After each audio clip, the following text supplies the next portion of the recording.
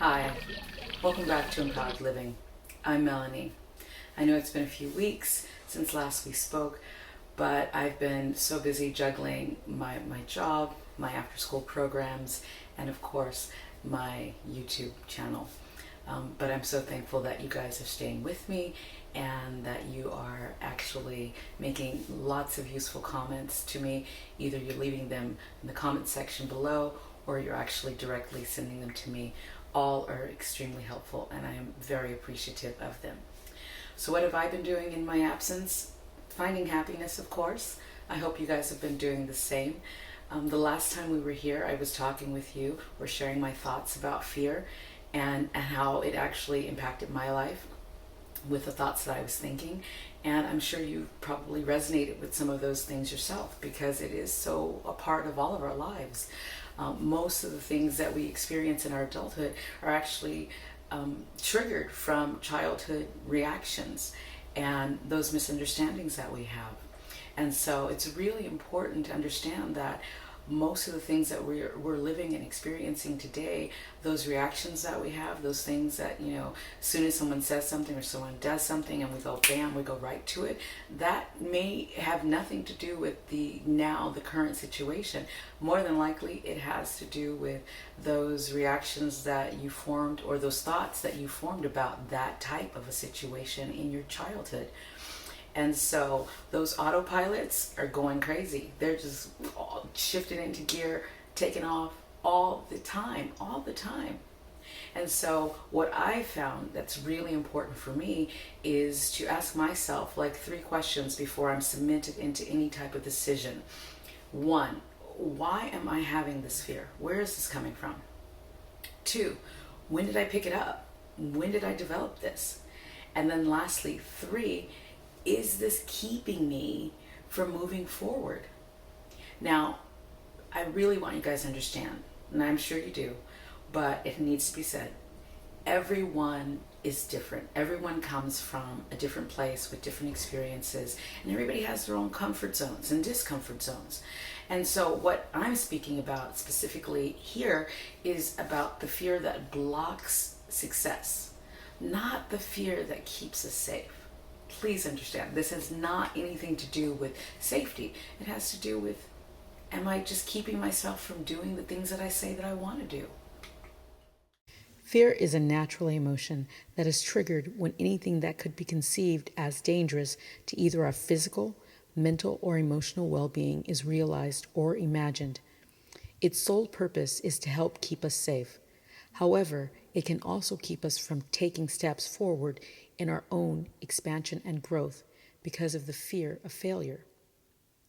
The hard truth, though, is that there is no success without the risk of failure, and failure is completely correctable once you gain more knowledge on how to win. Okay, so now that that's all been said, let's talk about hurt. Hurt is a lot like fear. In fact, they are best friends. They work seamlessly together, and although they disguise themselves as being helpful tools to us, they can be our biggest personal foes. Hurt keeps us from taking chances, just like fear does. In fact, hurt gives us more of an expression of, a lack of something. Generally stemming yet again from our childhood, feeling not good enough, feeling unloved, and the hurt that came with those thought processes, leaving us just feeling again not good enough for anything. In my own life experience, I could definitely trace back the origins of where these thoughts were birthed from. So I had to go back in and start to dismantle this. I had to go back in my adult mind. That's big. In my adult mind, not my child mind. I had to go in and start to replace and rebuild because I, like so many of us, relied most exclusively on how others thought about me and you. How they, would place this label on us or that label on us, and then we, not having our own sense of knowing who we were or sense of reasoning, started to believe it and accept it. So I went back in and I started to do, one by one. I mean, it was work. I've been at this for about 2 years now, but it has been really time well spent. Time well spent with myself and understanding why I thought this way about myself or why I thought that way about myself, and understanding that no one knew me better than me. No one. And no one knows you better than you. And if they did, then that was a problem. And so spending time with myself and spending time with yourself is really vitally important to this process, and it was very important to me. And in my process, I had to spend a lot of time alone, and a lot of people thought I was lonely, and I was never lonely. It was time that was necessary to start to uncover who I really was and what I was really about. And once that started to happen, I started to I just started to smile more. I started to, release more. I started to be less stressed, because I didn't have all of this baggage on me that wasn't even mine to begin with.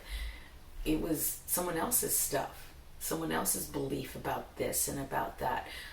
And those hurts had nothing even to do with me either. They were about someone else's perceptions of me and what I was about and what I could be and what I wasn't enough of this or that. That had nothing to do with how I felt. And so once I started to shave all these things off of me, man, I can't tell you, it was pure bliss. It was happiness.